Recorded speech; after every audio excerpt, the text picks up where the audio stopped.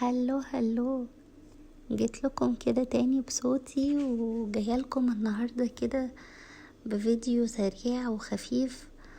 اسهل كيكه ممكن تعملوها، يعني سهله جدا ومكوناتها بسيطه وكلها كده في الخلاط. يعني مش هنعمل حتى كركبة حاجات ولا اي حاجه.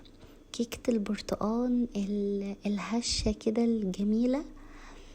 كيكة برتقال من غير برتقال النهاردة.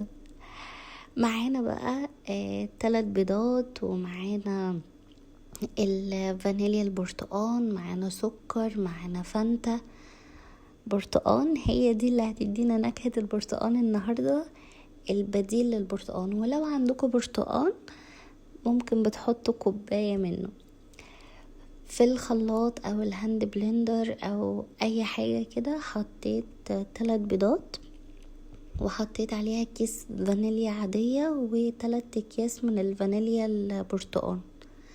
هنخلط كل المكونات دي كويس، تعمل لي كده فوم حلو. وما تقلقوش جدا جدا ان انا كده حاطه كميه كبيره من الفانيليا خالص، مش هتدي اي مراره، عشان في ناس بتخاف من الفانيليا ان هي بتدي مراره. ابدا، بجد جربوها كده بالظبط هتلاقوا النتيجه ولا اروع. حطيت كده كوباية الا ربع من الزيت، وكمان هحط كوباية من السكر. السكر ده حسب رغبتكم، ممكن تحطوا كوباية، كوباية ونص. احنا بنحب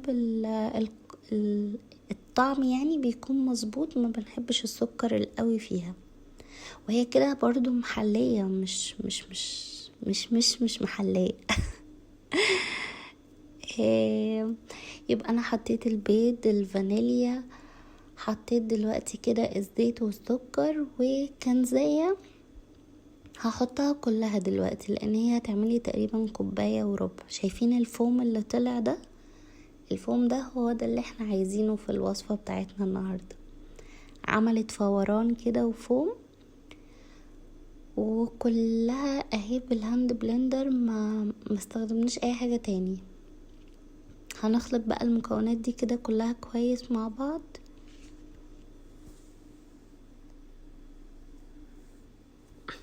ما تنسوش بقى اللايكات والاشتراكات وكل الحاجات الحلوة دي.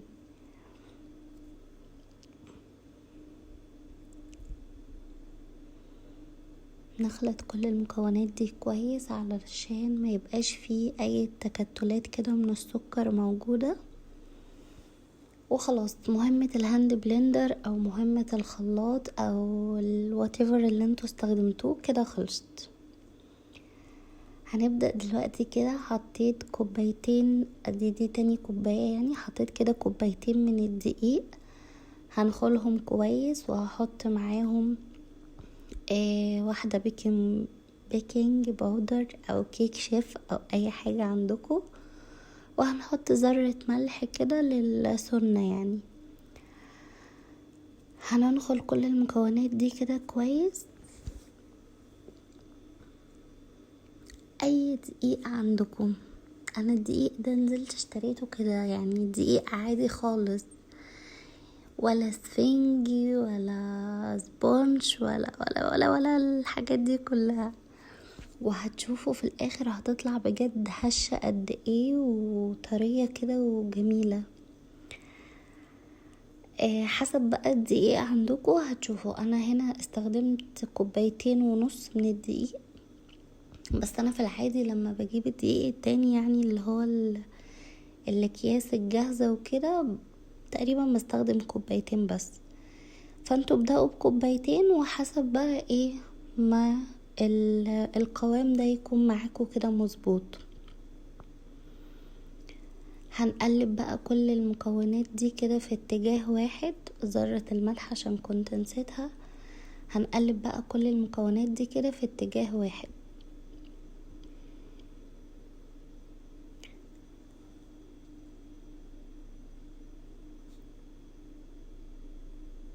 بجد كان طعمها جميل جميل مع كوباية بقى برتقان جنبها. هتعيشوا كده حياة برتقالية كده. جربوها بجد مش هتندموا. في صينية بقى تقريبا كانت مقاس 26، دهنتها كده برشة زيت خفيفة، وهبدأ احط الخليط بتاعي فيها. كيكة سريعة جدا بجد والله، يعني انتوا لو كسلانين بقى وعايزين تاكلوا حاجة حلوة، قوموا اعملوا الكيكة دي.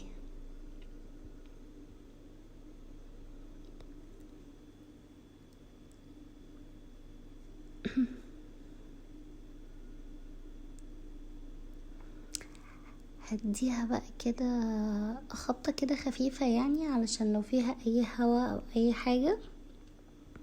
وانا في الوقت اللي انا اصلا كنت بحط فيه الدقيق، انا كنت كده شغلت الفرن على درجة حرارة 180، وحسب فرنكو. انا تقريبا خدت معايا نص ساعة او حاجة زي كده، عشان انا كنت عند ماما.